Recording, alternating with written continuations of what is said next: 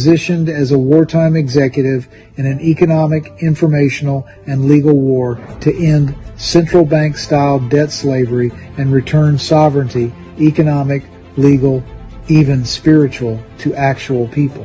In plain English, end rule by debt, restore rule by consent, shine light into darkness so people can see reality, end double standards, replace debt notes with honest money, replace coercion with mutual consent, replace trust us institutions with verifiable, auditable settlement. That's not just vibes. We can track it all through his actual moves. First, we have to understand what the office can actually do. Under Article 2 of the U.S. Constitution, the President is both Chief Executive of the United States and Commander-in-Chief of the Armed Forces.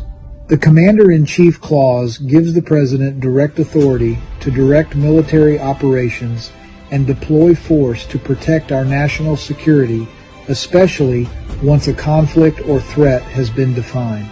This authority is broad.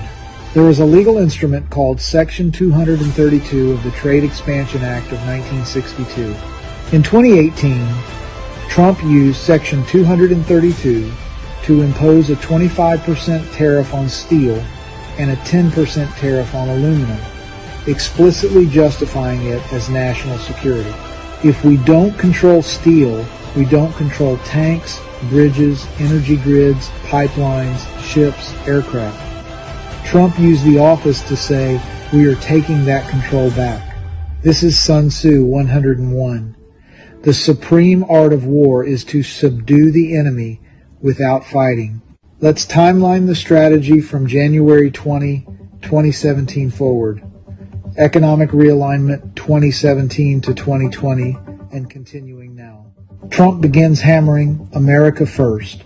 The U.S. starts openly using tariffs, including Section 232, to force adversarial and even allied nations to the table.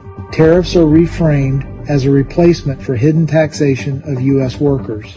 Trump's model says, no, you're going to pay to access us, and that payment will be used to rebuild our own production. That is de facto economic insurgency against the debt for labor slavery model. What happens when corruption, foreign influence, cartel money flows, and organized global trafficking networks are defined not as political controversies, but as national security threats? Answer: those things now fall under military purview, intelligence purview, and wartime continuity authorities. This is key to understanding the Q posts as a psychological, informational, battle-spaced element. You assist the population in recognizing the war they're in, so when decisive, lawful actions are taken, public consent already exists. That's asymmetric warfare through disclosure, not tanks in the street. Let's connect sovereignty and money, because this is where XRP plus XRPL and trustlessness come in. For 100 plus years, control of money equals control of nations. Central banking structures create currency as debt, lend it into existence, and then make you work your entire life to pay back interest on money that was fabricated. You replace just trust us money with prove it money, every unit accounted for, every movement auditable, instant settlement, no middle priesthood skimming 2%, 5%, 20% forever. That's what you mean by trustlessness. You don't have to trust an institution because the ledger itself enforces honesty. If corruption, money laundering, human trafficking, and foreign capture are defined as national security threats, then the President, as Commander-in-Chief, is within his Article 2 lane to direct operations to identify, disrupt, replace the infrastructure that enables those threats. The end state is one set of books, one set of rules, mutual consent, not coercion. Because once you lock value transfer to transparent math and mutual consent, you end secret bribes, off-ledger wars, laundering networks. That is justice for all. Sun Tzu says, know yourself. Know your enemy. Attack strategy, not armies. Win the war before the people even realize a battle was fought. Don't engage the enemy at full strength where their strong legacy media, captured courts, supranational banking. Q's core repeated themes. These people are stupid. Trust the plan. We are giving it back to you, dark to light. Q acts as narrative air cover for a multi-year psychological and legal operation to transfer power back to we the people, not just theoretically, but operationally. The plan is to build bridges to trustlessness based on the highest moral law, mutual consent. You cannot have mutual consent when one side is lied to. So, reveal fraud, consent is reset, illegitimate power structures lose their cloak, sovereign people regain standing. Because you can't dismantle a global parasitic system quietly. From 2017 to now, what have we watched? Trade wars, tariff wars, currency wars, media wars, censorship wars, information ops, lawfare, indictments, non-stop attempts to criminalize one man's existence. When advisors and opponents are fighting in public about whether a president has plenary authority over the military domestically, they're arguing over, can the executive legally use military authority to restore order if civilian institutions are captured or corrupted? That is the endgame in any continuity of government wartime power scenario. Who is the sovereign, the banker or the people?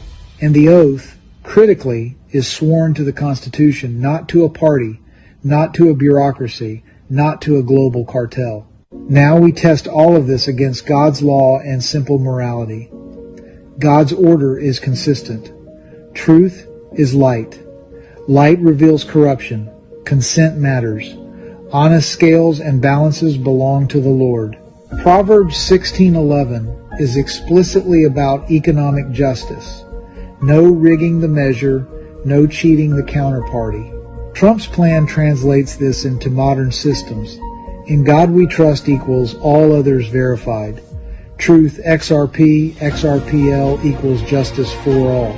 Trump declared the end of priest class intermediaries who sit between you and your own labor energy. Is that consistent with Christ's pattern? Flip the tables of the money changers. Is it consistent with the Declaration of Independence? Yes. Is it consistent with Sun Tzu's mandate to win without destroying your own people? Yes.